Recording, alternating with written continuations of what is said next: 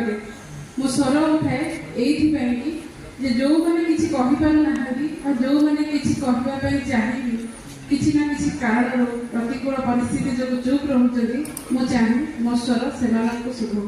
ଆନ୍ତର୍ଜାତିକ ମହିଳା ଦିବସ ଅବସରରେ ଆପଣ ସମସ୍ତଙ୍କୁ ଶୁଭେଚ୍ଛା ଓ ଶୁଭକାମନା।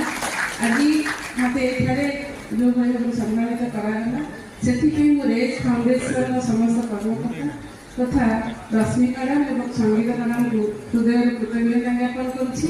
ଏଠାରେ ଅଛନ୍ତି ମୋର ବଡ଼ ଭାଇ ସୁଭାଷ ଭାଇ ଏବଂ ମ୍ୟାଡ଼ାମ, ସମସ୍ତଙ୍କୁ ମୁଁ ଧନ୍ୟବାଦ ଦେଉଛି ଏବଂ ଆପଣ ସମସ୍ତଙ୍କୁ ଶୁଭେଚ୍ଛା ଜଣାଉଛି। ମୁଁ ଚାହୁଁଛି ଆପଣଙ୍କ ପରିବାରରେ ଯଦି ଗୋଟିଏ ଝିଅ ଅଛି ତାକୁ ଯେମିତି ପାଳୁଛନ୍ତି ସେମିତି ପୁଅମାନଙ୍କୁ ବି ଶିକ୍ଷା ଦିଅନ୍ତୁ। ସେମାନେ ପ୍ରତ୍ୟେକ ଝିଅକୁ ସମ୍ମାନ ଦେବା ଶିଖାନ୍ତୁ ଏବଂ ସବୁ ପରିସ୍ଥିତିରେ ଆପଣମାନେ ସେ ଝିଅର ସାଥ ଦିଅନ୍ତୁ ଏବଂ ସେ ଝିଅଟିକୁ କେମିତି ଆଗକୁ ତାର ଲକ୍ଷ୍ୟ ନେଇ ବଢ଼ିବ ଏବଂ ତା ନିଜ ସ୍ୱପ୍ନକୁ ଛୁଇଁ ପାରିବ, ସ୍ୱପ୍ନର ଶିଖରରେ ପହଞ୍ଚି ପାରିବ, ସେଥିପ୍ରତି ଗୁରୁତ୍ୱ ଦିଅନ୍ତୁ।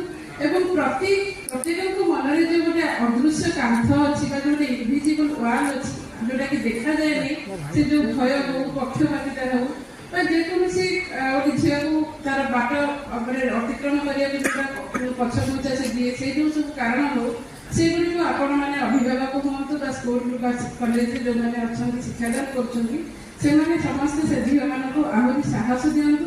ଏବଂ ସବୁଠୁ ଗୁରୁତ୍ୱପୂର୍ଣ୍ଣ କଥା ହେଲା ଆପଣ ସବୁ ପୁଅମାନଙ୍କୁ ପ୍ରତ୍ୟେକ ଝିଅଙ୍କୁ ସମ୍ମାନ କରିବାକୁ